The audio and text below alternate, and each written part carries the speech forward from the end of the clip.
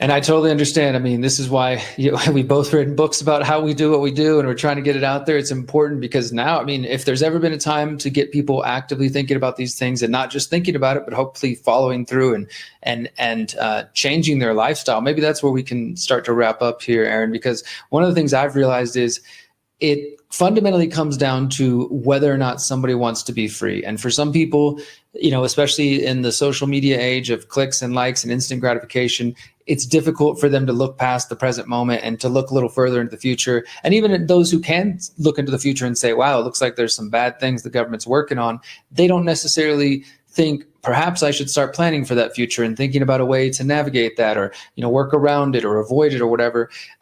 Or folks fall back onto I'm just going to vote for somebody and hope that they can fix the whole situation.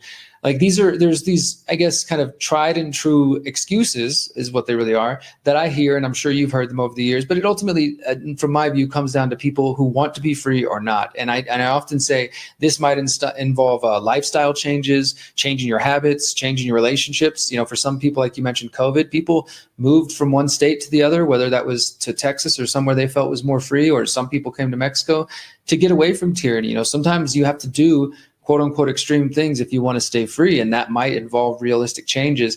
And I think that that's where sometimes there's resistance for people, because even if they see the potential bad thing in the future, coming at them, they're also kind of comfortable in their current circumstances.